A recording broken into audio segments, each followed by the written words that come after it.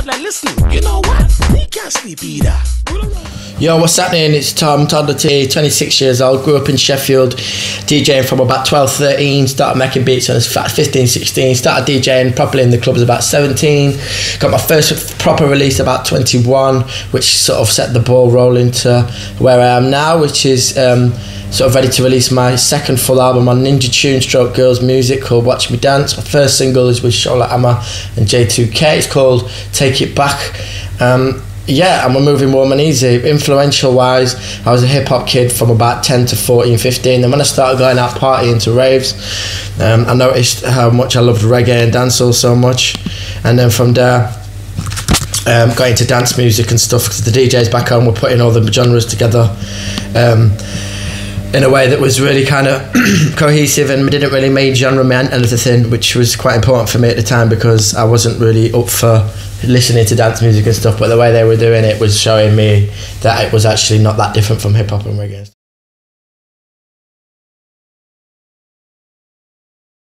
Well, dubstep as such, as a straightforward genre, I don't consider myself at all. I mean, if you think of what dubstep is, if I had to pin it in like three artists, it'd be like Scream, Benga, and someone like Casper. So I don't consider myself part of that scene. I mean, I got a massive respect for them, and I play with them, and I play their records, and we're all friends. But my sound isn't dubstep. Dubstep's a UK based genre that's kind of come from underground to the point where this year it seems like one of the most mainstream dance music, which is totally amazing because it was started as just some kids in Croydon making tunes, playing to 7 mates in Plastic People, to being headlining stages at all kind of festivals in literally the space of 3 or 4 years. So it's cool. I mean, me personally, I just like dance music, and a lot of it comes out of the UK, and because we're from the UK, we've got a massive heritage of sound system culture, which comes from reggae, which came from people coming from the Caribbean in the 60s, 70s, 50s, and bass culture being part of the UK. Now that came through all the way to the sort of R&B we've been making in the 80s, through to hardcore, through to jungle, through to garage, through to two-step, through to grime, most recently dubstep, through to the house. So I mean, it's just part of our culture musically, and obviously dubstep's blown up so big this last year or so that has become the main focal. But what people got to remember is bass music in the UK is far from a new thing, you know. So it's just that dubstep as such is popped off.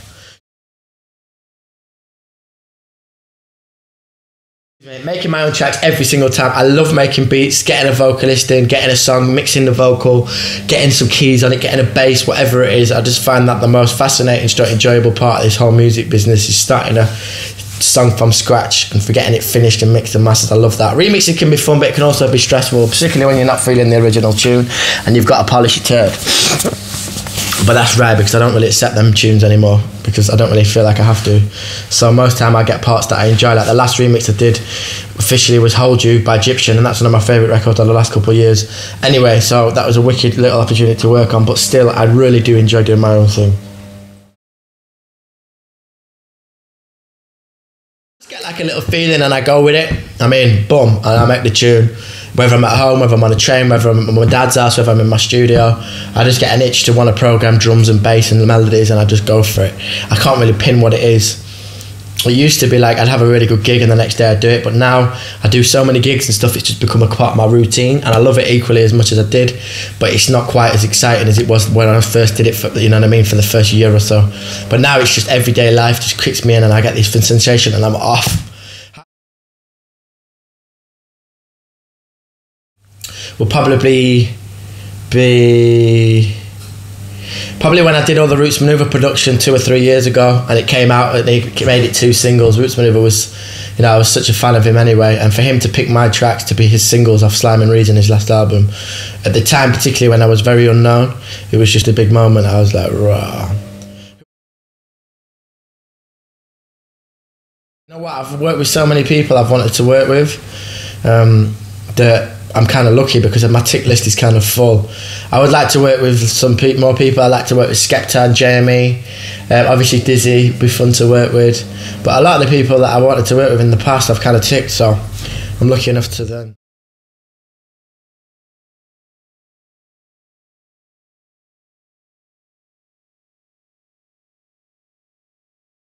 Dubstep has become something now that when it's mentioned is not what it was literally as little as a year ago.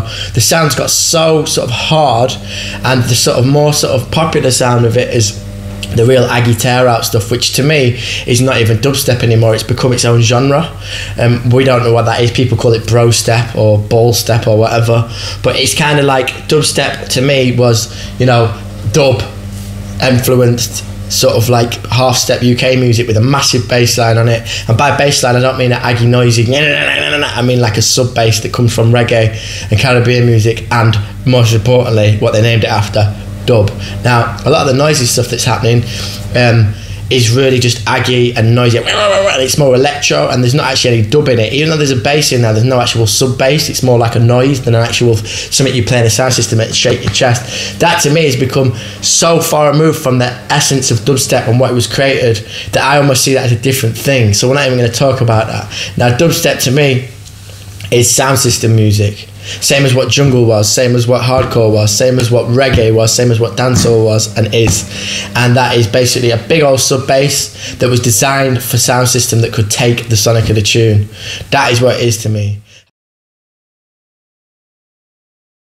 Dubstep's changed massively. I just explained, when it first came out it was people like Scream, Hatcher, Horsepower Productions, Artwork, Benga, Loafer, Digital Mystics, making tunes to play out in the sound system. It was influenced by a lot of styles. That's how it started, sound system style. Now it's grown so big, there's certain off genres of dubstep, so you get like the Aggie stuff, you get the deep stuff, you get the dancey stuff, you get the poppy stuff, you get the, you know what I mean, you get the reggae stuff, whatever. And it's become so big and broad that it's almost like split genres of dubstep. Straight up dubstep doesn't really exist like it did a couple of years ago. You've now got your sort of hard stuff that is like one thing, you've got your deep stuff which is the next, you've got your futures thing, whatever you want to call that. And it's almost like subdivisions of dubstep. I mean, it happened with hip hop and it happened with drum and bass as well. And it's just when something gets so big, it kind of splits off. It will, I think it's kind of reached a peak this year, to be honest with you, and I think it can't really get much bigger, and so when something gets a peak it can only downfall, but I think it'll take a while. And I think, to be honest with you, it's not a bad thing, because there's so many crap records at the minute coming out of dubstep. It's just fucking boring, and the essence and the creativity of it is completely gone, and it's become a formula for a lot of people. And that's a lot of the stuff that's also catching the attention of the radio and stuff. And to me, it's just boring now. I mean, I'm really bored of a lot of it. I find it uncreative, easy, and really just sort of aggressive in the club. And it just sounds really loud and aggressive, and it's just loads of blokes jumping around, and I don't want to be in that club personally. I don't know about you, but I want to whine and grind to a couple of girl them still. Ha ha. Well, to me, Bristol currently is people like Red Light, TC, Joker, who else a Bristol sounder? Yeah, to me that's what I think of when I think about Bristol, me personally. And all them people have the heritage of Bristol. Bristol has got an amazing heritage. Now, all the way back from the Wild Bunch up to now, the root of Bristol music is kind of, again, it's a bass thing, it's a sound system thing, similar to what dubstep was. Now, I absolutely love past Bristol music. Everything from, you know, you represent stuff, to your Massive Attacks, to your Daddy G's, to your Red Lights. It always had a really, really, really distinctive sound, and a really forward and, most importantly, British, genuine sound of, you can tell that the raves were full of different people, and the music there represents that. The current music scene, like I say, I'm watching Joker, I think he's really good. He's doing dubstep, but he's got his completely own vibe on it. TC used to make drum and bass, and now he's just all over the gaff. Red Light used to be clips, and again, he's just putting all the influences of his last 10 years into his music. It's not jungle, it's not dubstep, it's not house, it's just music. And it sounds like Bristol, it's got a big bass. Yeah man, it's big. And also club nights over there are really good. Shit the Bed, one of my favourite places in the UK to play. A lot of kids come out there and rave, and genre doesn't really mean much, it's just jump up style and fashion. So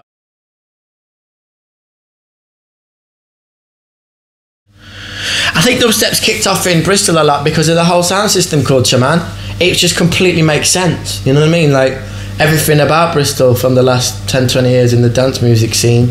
I don't know about the band scene because I just don't know, but he's just his sound system music.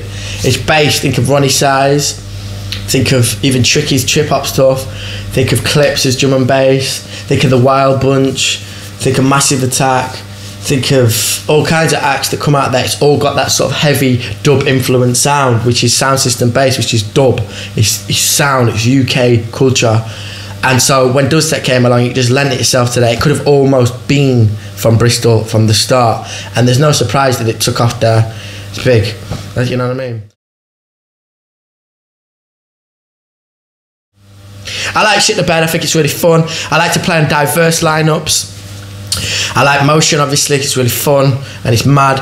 And the first ever venue, one of the first ever bookings I got outside of Sheffield was at the Croft with Benga about 3 years ago, in the back room to about 200 people, and that was for Rough No Discotheque, out to Tim Where Every Day You're Big. And that was mad because that was like, they fully embraced my sound from early, and again it was the bass sound systems thing.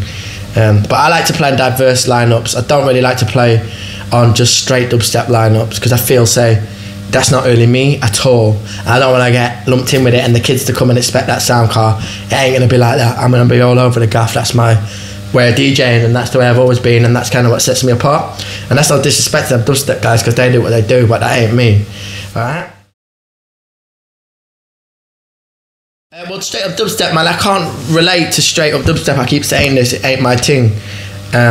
I play everything. I play reggae, I play jungle, I play house, I play Dutch house, I play techno, I play garage, I play jungle, I do play dubstep, I play bassline, you know what I mean? But if you want to call that dubstep because that's kind of like UK bass music, and that dubstep's become the big UK bass music, like I say, then I think, as far as what I do, it's cool, it's more relaxed than London. People get into it a bit more, they get a bit more jump up, and I really enjoy playing in Bristol. I have since I played back with Benga in the Croft 3 years ago to 200 people rather than 500, 600 people.